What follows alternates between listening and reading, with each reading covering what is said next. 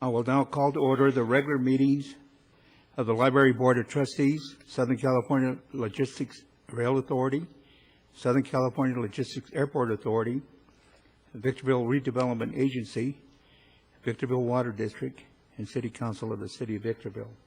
As customary, we'll have our invocation and our Pledge of Allegiance. Our invocation tonight will be given by Pastor Ray Agim from the Jubilee Community Church. That will be followed by the Pledge of Allegiance by Captain Mark Taylor, who will also introduce his replacement for the City of Victorville. Pastor? Heavenly Father, we thank you for the city that we live in and the city that we call home. We also thank you tonight, Lord, for these leaders that you have given to us, and we pray your blessing on them, and we pray your blessing on this meeting tonight. Just impart your wisdom and your direction. Let every decision that's made tonight be in accordance with your will. In Jesus' name, amen.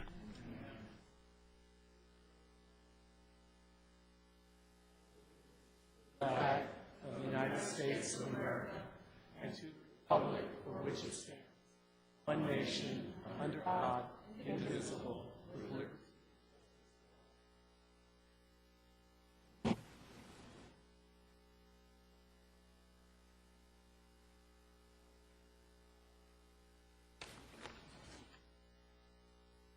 Good evening, Mr. Mayor, members of the council. As you know, in the Sheriff's Department, sometimes they move us around, and effective June 6th, I will be the commander of the Scientific Investigations Division in San Bernardino. And Cliff Reynolds, who is no stranger to you folks on the council, Cliff was here as a lieutenant and was the executive officer with me before he got promoted to captain about 3 years ago. He is coming from the Barstow station and coming back to Victorville, back home. So just wanted to let you guys know and where we're at. That's another Barstow boy made good. That's two of us, two in this city now. Actually, he's coming home. Welcome home. Welcome. Welcome. Welcome home. Thank you. We now have some special presentations, and I'll have Mike join me.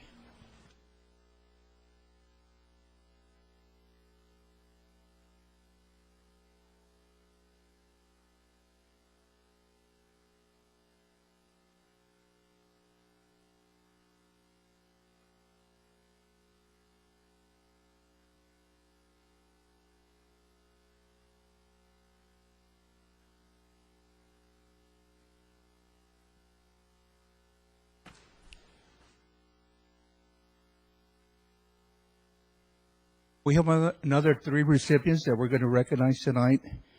Their families are going to receive our replica of the banners that will hang under light standards. And these are men and women in the armed forces who are serving in Afghanistan or Iraq. And the first one we have is Richard Bebb. He's serving in Afghanistan. His mother and father will be accepting the replica.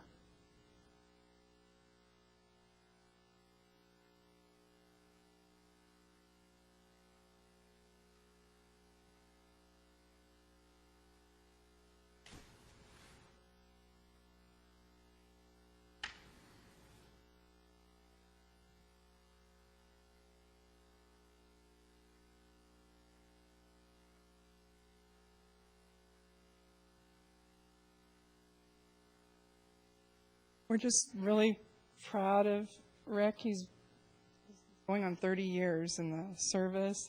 He's 10 years in the Marine Corps, and then the last 20 have been in the Army.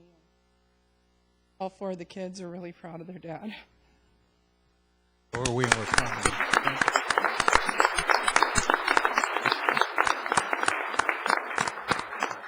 Next, we have NDR Bell with the Marine Corps. Serving in Afghanistan. His wife, Natasha, will accept the replica.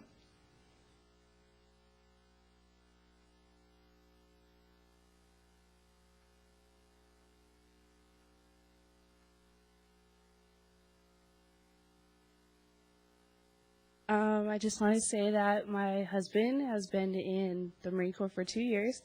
He comes back August 2nd, and he's currently in Afghanistan. And I did this because I'm really proud of him. So.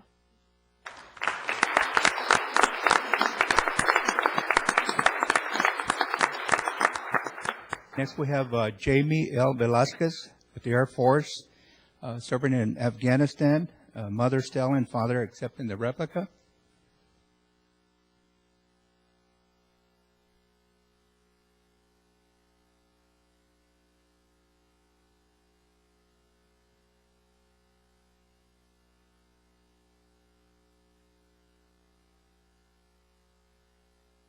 First of all, I'd like to say thank you for the city for affording this. It makes us really proud of the city. Thank you, officers of the city. And I'd like to say how proud we are of our son. Even though he didn't have to go, he volunteered to deploy, and we didn't like it at first, but we're so proud of him. Thank you. Good night. Thank you.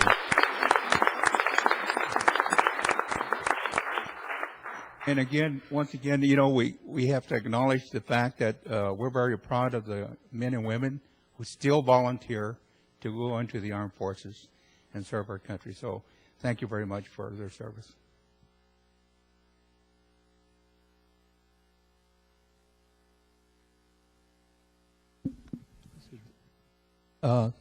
We have a proclamation here, and this is for Charlotte Chick. Will you come forward, please?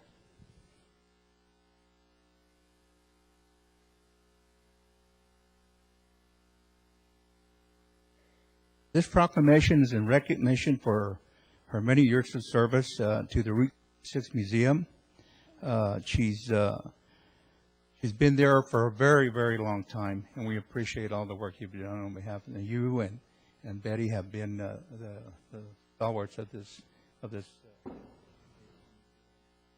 it wasn't for you, it wouldn't be where it's at now. So this is our way of saying thank you, and we'd like to give you this proclamation.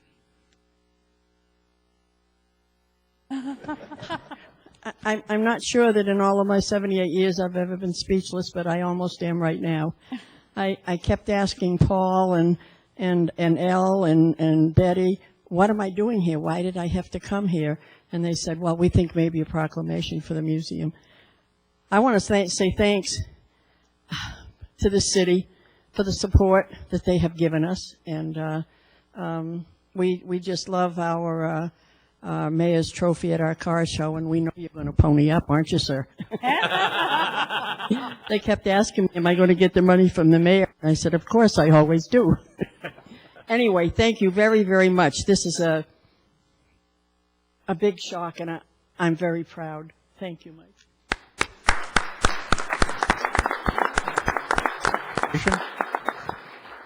And on behalf of the board members and the volunteers, we would like to present you with another little token of our appreciation.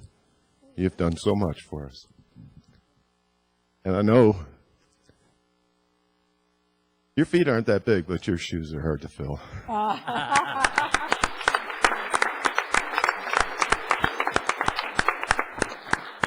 You know, this is one of those unsung type things that you hardly hear about. You almost take it so much for granted that the Route 66 Museum would have been down there and stayed down and operated. And there are so many people that come in and volunteer, so many businesses and builders and everybody that have donated over the years to maintain that.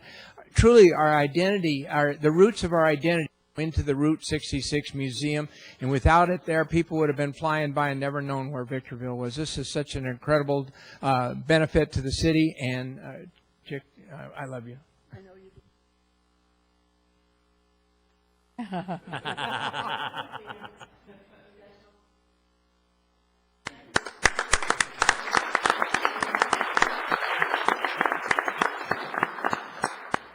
We also have a proclamation, and if we can have Chico Garza and Leah Cash. They're with the Superintendent of San Bernardino County Schools, and we're celebrating Foster Care Month, National Foster Care Month. And Leah will accept, and as well as Chico, accept the resolution promoting and recognizing the month. And also, we'll have Leah give us a little brief explanation, or Chico. I want to say that first, thank you, Mayor Cabrales, distinguished members of the City Council and the City of Victorville for this honor. I accept this honor on behalf of Dr. Gary Thomas, the County Superintendent of Schools, the County Board of Education members, and also the hundreds and hundreds of foster youth that are being served here in this high desert. So this is a great honor for them to be able to see it as they come through the Foster Youth Services Yes Center we have on I Street in Mauna Loa there in Hesperia. So thank you again. Okay. Thank you. And again, this is, and as I've explained to me last week when we talked about this, it's a service that's provided to the foster children because it seems to fall through the cracks in school and so on. So they, through their services, they give them that support that they're needed so they can continue with their school. So thank you very much for your service. Thank you.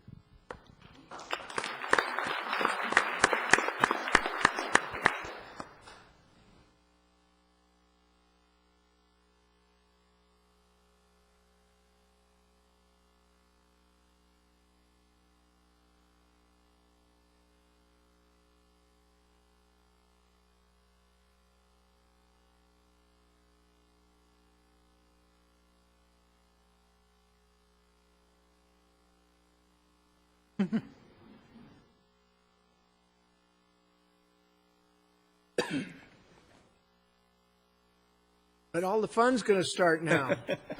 Oh, yeah. They're smart.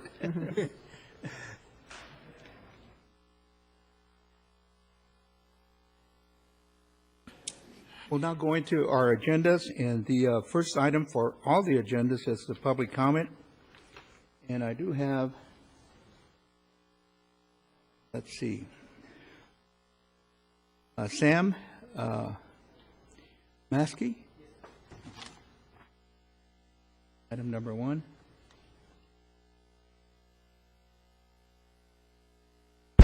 Good evening, Mr. Mayor and everybody here. I'm actually representing my company, Denko Enterprises. We own 2 Denny's, one off 7th Street and off Main in Hesperia. For last 1 year, basically, we've been having a very huge problem on the weekends. And this problem is basically caused by the bar across the street, Teasers. I have a report from the PD for 1 year, ending January, and it's affecting our clientele. We are losing those families that used to come on the weekends just because of this bar crowd. And lately, it's going completely out of hands. People have been carrying guns to the store. And I just wanted to know, I believe in past this bar was shut down, but that's not what I'm requesting.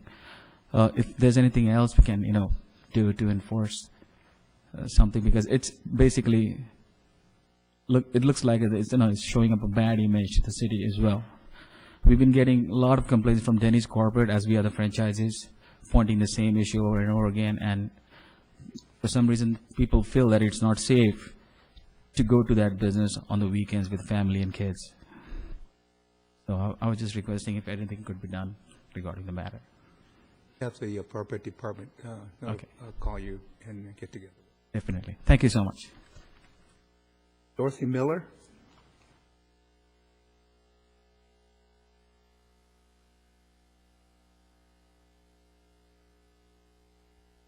Dorothy Miller. I have a couple of things to pass on. Number one is I finally, after 1 year, 9 months, I got my water bill and trash bill together. I about fell over. I thought, gee, how wonderful. Okay, the second thing I want to mention, it's really my opinion and it's really bothering me. I thought the general manager was going to really get down to business and get things straightened out. But I'm sorry. I have a feeling that he's going back with the good old guys, the ones that's been here for years and years and years, and it seems like things are getting back the same way they were. And I really hope and pray that Jim can get things going in the right direction. Thank you.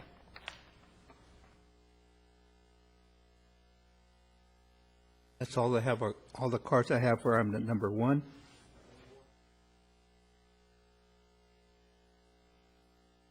Oh, okay. Mr. Mayor, council members, my name is Norman Miller. Excuse me, and I'm here on behalf of the Golden Triangle Ad Hoc Committee tonight. And I've turned in about 5 of these cards over the last, well, I'd say the last year because I haven't been here for about 6 months. But I've turned these cards in, and I've never gotten a response from the card as far as putting Eucalyptus Street through to 395. The fire department is about ready to be opened with the park, and we really need access for the fire trucks to get to 395 in case there's an accident, or to the west side of 395, because the way it is right now, they have to travel through housing, residential streets to get to either Sycamore or Bear Valley to go west to get on to 395, and I think that's not a very a proper time way of doing it. It's going to slow them down, and we know what kind of traffic's on Bear Valley Road. So anything that can be done to get that through would be greatly appreciated, especially the 200 or the 150 people that signed a petition for that have not heard anything about that. And the other thing is, I noticed there's some sidewalks being built on Mesa Linda, which is great. I think it's probably for the school kids. I'd like to see maybe something could be done on Sycamore to get the rest of the sidewalks in there over to Mesa Linda, because there's kids walking on that street also. Thank you. Thank you. And someone will get back to you. We'll now go into our agendas, and the first one is our Library Board of Trustees agenda. Do we have any revisions? No revisions. So we do have the consent calendar. Move for approval? Second.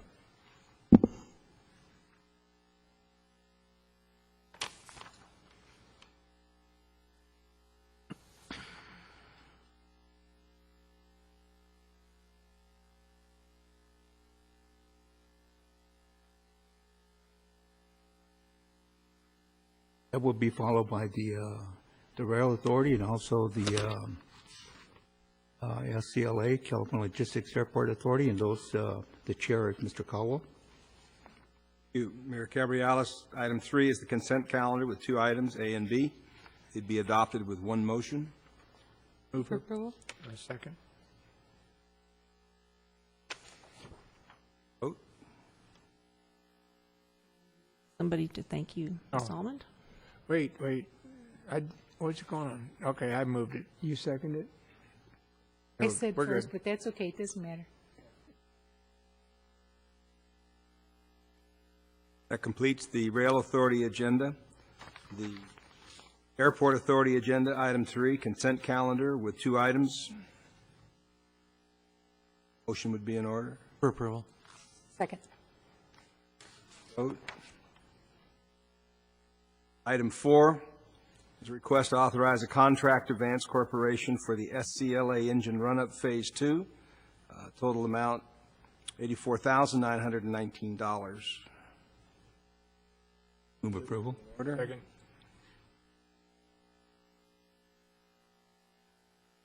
That would conclude the Airport Authority agenda. We'll now go into the Victorville Redevelopment Agency agenda. Do we have any revisions? No revisions. Consent calendar, item number 3. Move for approval? Second.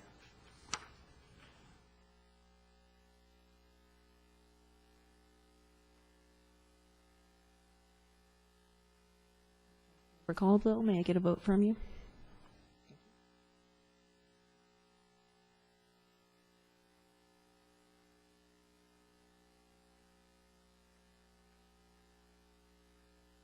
Next is the Victorville Water District agenda. Do we have any revisions? No revisions. Do we have a public hearing? Item number 3. It's a public hearing called to hear arguments for or against initiating proceedings to fix, levy, and collect water standby assessments for the fiscal year 2008-2009. It's accompanied by a resolution 09004. And, yeah, Are you going to open the public? Oh. yes, I will. And it also, resolution number 09005. I will now open up the public hearing. Anyone wishing to speak on behalf of item number 3, forward or opposed? Forward.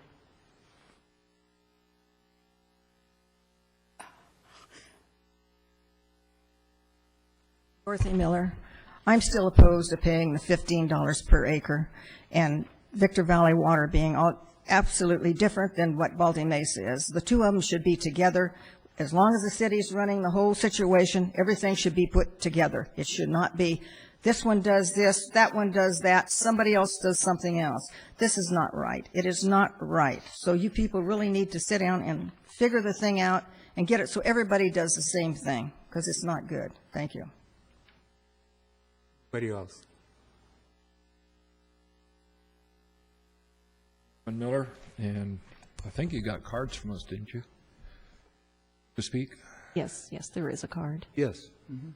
The only comment I have on that is I was noticed in the agenda information that the District 1 is putting in about $86,000 a year on their standby fees, and District 2, Baldy Mesa, is putting in $326,000 a year. I wonder, how is that split up? Does that go 50-50 for both of the areas, or is that $326,000 kept to the original Baldy Mesa area? I can answer the question if you want me to. Mr. Mayor and Council, the Local Agency Formation Commission, when they conducted the hearings and offered the alternatives in regard to the Baldy Mesa Water District and the Victor Valley Water District, provided in both alternatives that bookkeeping and incomes and expenditures of the district be kept separate until such time as all debts were completed by the Victor Valley Water District number 1 did not have a debt, but the Baldy Mesa Water District, called the District number 2, did. It's they even have a separate and a different rate, and they required that the bonds be paid and the debts be paid, and at such time as all debts were paid, there is a belief and intent that it becomes one district as a merged district. But it was LAFCO's policy, and it's, I understand it, and I have revisited that again since I have moved from the water district to the city. It's not within the council's purview to combine those and combine the funding, and the funding must be kept separate and must be accounted for separately until that debt is completely paid. I know you sit on the board, so you're well aware of what's going on. The reason that the people in Baldy Mesa are upset is that Victor Valley Water District has a policy that if you have a meter, you do not pay the standby fee any longer. Whereas in Baldy Mesa, and my husband sat on the board, and so did my son, we've been hooked up with the meter, and we're still paying our standby fee for our property. And we've had a meter since the day we bought our property back in 1980. The first bond that was in place was paid off in 1999, and no wait, yes, 99. And then a new one was issued because we have the treatment plant. We built the treatment plant, and it's been in place for 10 years. Is there any way, Jim, that you could find out what the balance would be and that how long we would have to pay that $15? Absolutely, we'll look at that. I'd Yes. appreciate it, because I'd like to know myself. Okay, yes, I will look at that. Okay, and the reason is the difference in price is because we all pay it, Mr. Miller, not just the people that have bare land. I'm sure, and I think there's a lot more non-water metered customers in the Baldy Mesa area than there is in the Victor Valley It's area. So there true. may be some trade-off in that area there. My last question would be the money that's coming from this bond, and as you say, it was probably for the water treatment plant, but now that we don't have the growth that we expected to have when this bond was passed, what's happening to that money that's coming in over and above some of the major items that were done within the last couple, 3 years? What happens to that money? Does it go into a reserve? Does it pay back the bond, or how is that used? Rather than guess, I'm going to, I don't see Reggie. Oh, there's Reggie. If you happen to know, otherwise I'd rather research it and make sure it's actual. If you know, why ask him. I don't know the answer to that. Issue. I appreciate that. Back to you. One of the things, though, that with the resolution too, is that they need to be visited every year. Oh, and yes. they have to be passed. Yeah. Otherwise, Every year. Oh, if you yeah. don't, it takes, you know, No, that's to normal. get back on track. No, it I really takes a understand lot that. of work. Yeah, that's true. We always did, every year. Any other comment? Mayor, I can answer the question, actually, only because in meeting with the team that I assembled for the presentation at 5 o'clock, we discussed this thoroughly with the water CFO. And there's approximately $6.5 million remaining in that bond issuance that could be held, 6.5 million, yes. It could be held for future capital. At this point, it may be more beneficial to pay down the amount of that bond issue and retire that debt sooner. And that's something that that he, I know, has already started to look at as a result of the meetings that we've had. So. That's exactly what Baldy Mesa was doing with that excess money that they had put aside. They were going to pay that bond down. Right. Originally, there was 2 treatment plants that were planned. Yes. Because of the merger and because of changes in the structure of the systems, the second treatment plant is no longer needed. So there probably is a very good opportunity to pay down those bonds and retire that debt sooner, which would then end the difference in the 2 districts. One thing to keep in mind is that ID2, former Baldy Mesa Water District customers have actually, as a result of the consolidation, ended up paying less money on a monthly basis. There was an additional surcharge that has since gone away since the merger. Baldy Mesa? Yes. Yes. Apparently I wasn't paying that, so. Yeah, that was, I believe, $4 per month, if I'm not mistaken, Reggie. Was it $4, Bob?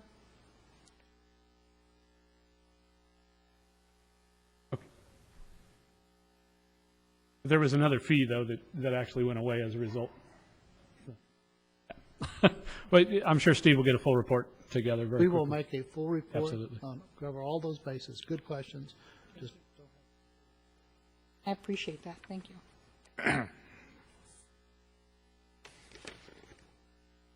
Any other one that wishes to address the city council on item number 3 for the public hearing? Hearing none, I will close the public hearing, and I would entertain a motion for resolution, for both A and B resolutions. Move for approval? Second.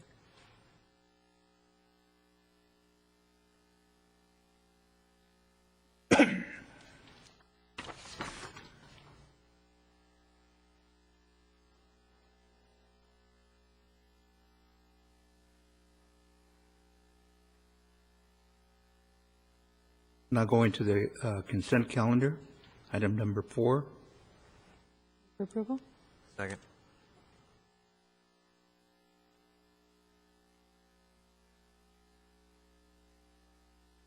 Councilmember Almond, thank you.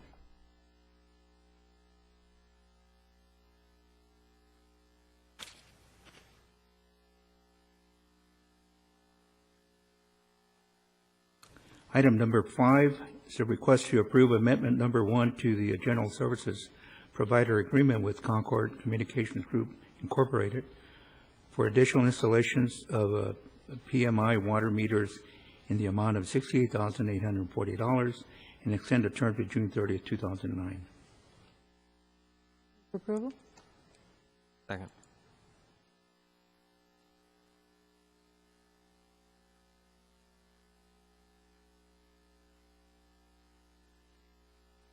Mayor Gabrielis, may I get a vote from you?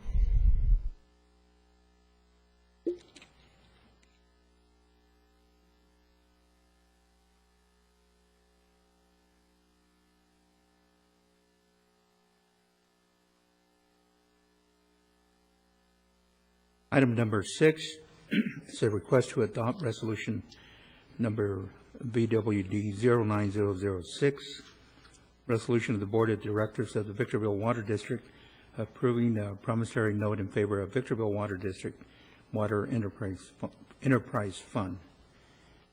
Entertain a motion. So moved.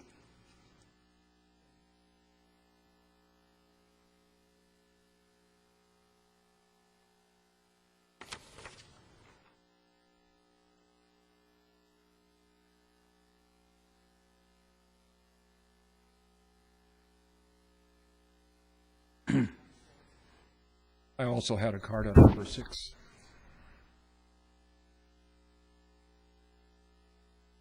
For item number 6, go ahead. Couple questions I had on that. Is this promissory note, what guarantee is there that this money is going to be paid back in 5 years if things don't go right, which has happened in the past? The way that this agreement is set up is that this should be a temporary loan because the staff and bond counsel is currently in the process of negotiating bonds for the wastewater plant that's going to be built, and when it does so, this will be paid back. If that isn't successfully negotiated, this is set up so that it can continue for a period not to exceed 5 years. And knowing that it must be paid back in 5 years, it not only can be paid back in must be paid back, but the water district can actually make a demand on the city and its assets. So it's not a debt that the city can refuse to pay or turn its back on. It is a separate legal authority, a separate legal entity, and it has the right to collect the debt from the city. So I'm a little confused on it. If they don't have the money to pay it back, where does the money come from? Well, What if the money's not generated by the... The city has essentially, hopefully short term, but if something happens, they have a 5-year period. They can't avoid it. They have to pay it back. Well, I've been told that this has happened in the past. I think it was for SCLA, where the city had loaned SCLA, I think it was $5 million or $6 million, and instead of paying it back, they just wrote it off at the end of the year and then reestablished it the next year, and it never had got paid off. So I just don't want to see that happening to the water districts. And I understand if SCLA, which is a part of the city, even though the books are kept as an entity at the airport, or if the general fund or from any department, the council has the right to loan the money and, in effect, write it off if they want to. But this is a separate entity. Although they're acting on behalf, they're not in the position of writing this off because the water district has a debt. The money technically belongs to all the ratepayers in the water district, and they're entitled to collect the debt. And if my guess is, and I'll ask the attorney to confirm this, but it is my belief if for some reason the council decided 2, 3, 4 years from now, well, we're not going to pay it back, my understanding is that the ratepayer can initiate an action that causes it to be paid back. They can't avoid paying it back, is my understanding. That's absolutely correct. Okay, my last question is, any of the standby fee money is going to be used for this? I have no idea. I see Reggie shaking his, I'm sorry, I see Reggie saying no, but I will make sure that you get an answer on that. I don't know why it would be, but we'll make sure. Don't want to see that No money reason for the standby money to be used for this. gone to some other entity. Thank you. Dorothy, you also had a card here for that. Dorothy Miller. Using the water money for the treatment plant does not benefit everyone in the city.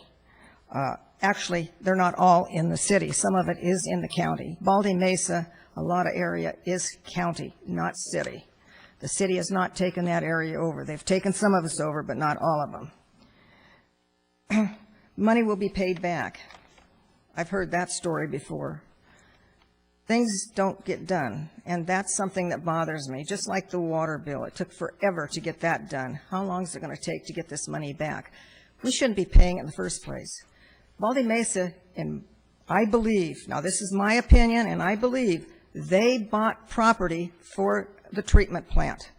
Now, this is what I've heard. This is what I was told. Now, I'd really like to find out. If Baldy Mesa bought the property, shouldn't everybody pay for it? Not just Baldy Mesa. Everything is landing up on Baldy Mesa, and I don't feel that's right. It's not right. Thank you.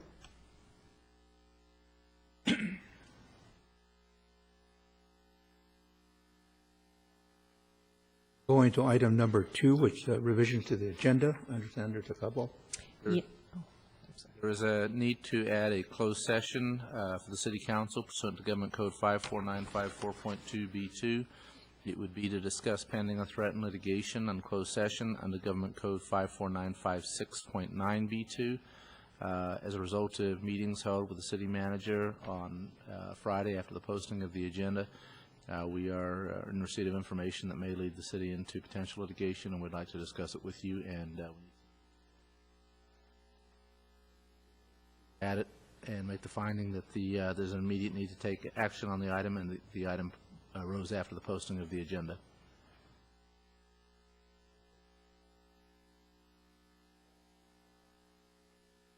Second? Second. Okay.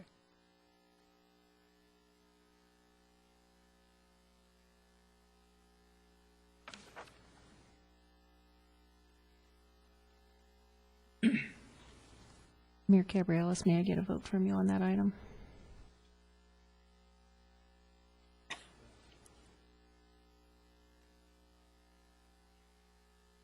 There are two other revisions to the agenda. One is the appeal hearing item number 3. The appellant has requested a withdrawal of the appeal. And then on item number 6, the presentation by Starpoint Solar has been requested to be removed by the city manager. Thank you. We have item number 4, which is public hearing. Public hearing called to hear arguments for or against introduction of ordinance number 2237, entitled an ordinance of the City Council of the City of Victorville amending various sections of Chapter 2.2 of the Victorville Municipal Code for the purpose of changing the time of its regular meetings, altering the scheduling of executive or closed sessions, permitting future amendment of meeting time by resolution, and making certain other updating revisions. I will now open up the public hearing on item number 4. Do we have anyone that wants to speak on behalf or opposed? Item number 4. And I will close the public hearing, and I would entertain a motion.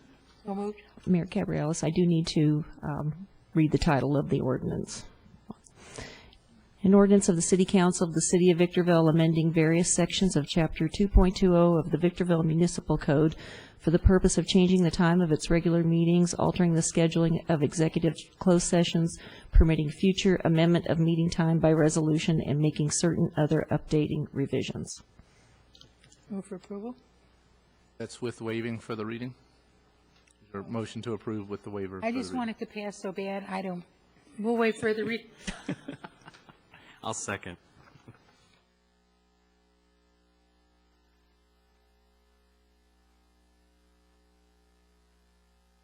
Thank you, Mr. DiNardi. Councilman Caldwell, I need a vote from you on that item. Thank you.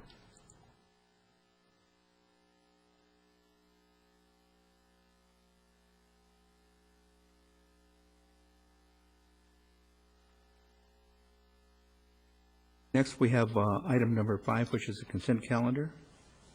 Approval. Second.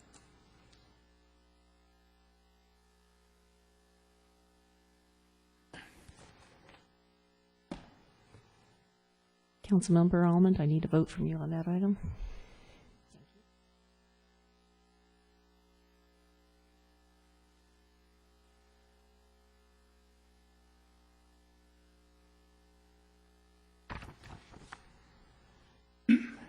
Item number 6 has been pulled. We'll go to item number 7. The request to award contract to Motorola in the amount of $50,202.02 for the purchase of 17 handheld radios for use by the sheriff's deputies and code enforcement officers. Move for approval. Second.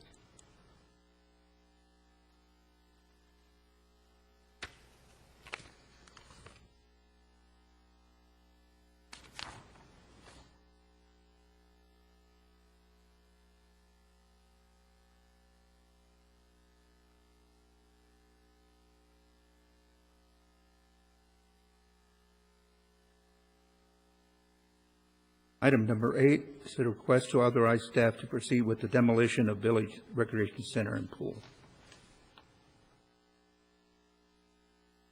Entertain a motion. So moved. Second.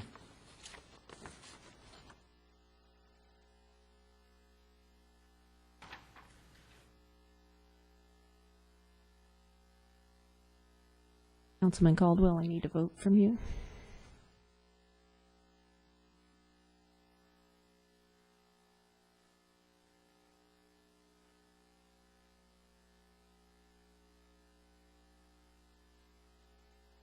Item number 9 is request to authorize the proceedings of the used and identification agreement between the city and the Donald D. Pamela J. Lager Trust for the continued use of APN 0396-192-44.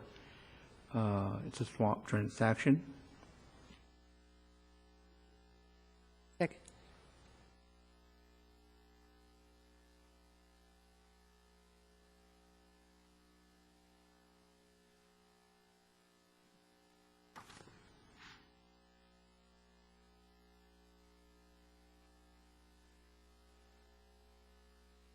Item number 10, request to adopt resolution number 09038 entitled, a resolution of the City Council of the City of Victorville ordering the vacation abandonment of excess right-of-way easement from a Bureau of Land Management patent.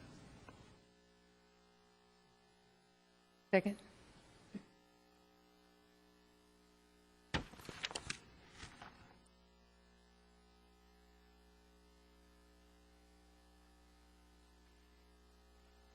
I clicked it.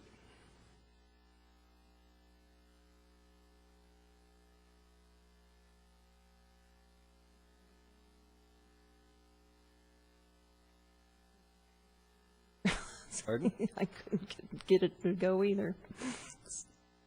We vote again on that item?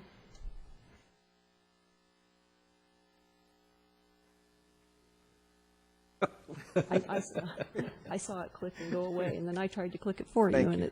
it. Did we vote again on that item? Mike, you got to click motion. Okay, I'll, Thank you. There you go. I did. Now you I'll got to. second it. Thank you.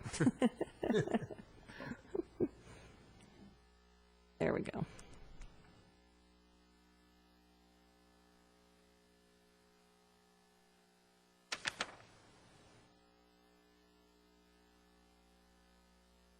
Item number 11, a request to award a contract to Southern California Pipeline Construction Incorporated in the amount of $7,509,510 for construction of the SCLA sewer trunk line.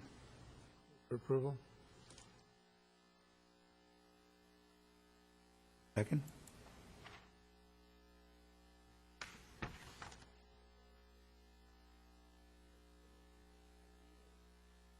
You guys quit lying. I did. You didn't. Is there a second? Second.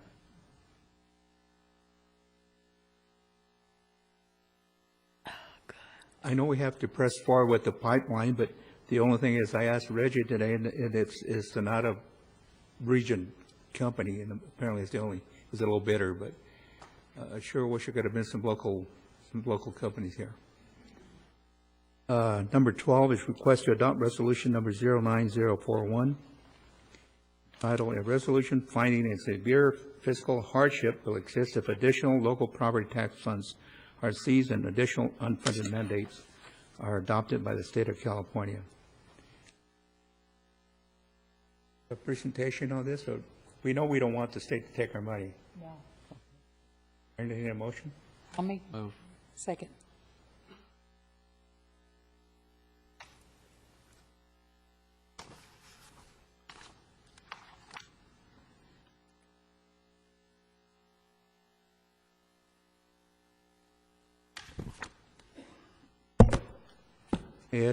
Item number 13 is council reports. I'll start with Ryan. Just going back to the sewer line, I was briefed by our Economic Development Director, Keith Messler, this morning. That item actually was originally budgeted for, I think, $13 million, and total costs are coming in around $4 million less. So that's, I think, significant good news for us.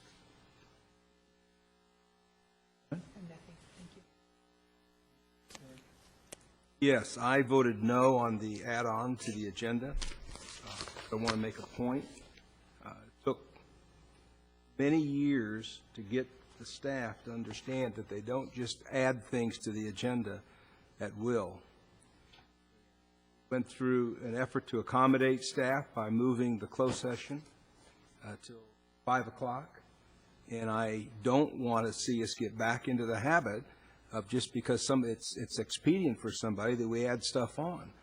And I'm a little irritated that this has happened the very first night that we adopt this new process. We have a front-end closed session, and now we're having a back-end closed session. And I hope that it doesn't become a habit like it used to be. Fully understood. We could not add it to the 5 o'clock meeting because that was a special meeting, and you cannot add any agenda items to a special meeting. And the implementation of the ordinance that was introduced tonight will not take effect until after its second reading. So the actual 5 o'clock meetings are not going to occur for about 30 more days. I have none. We'll now go into closed session.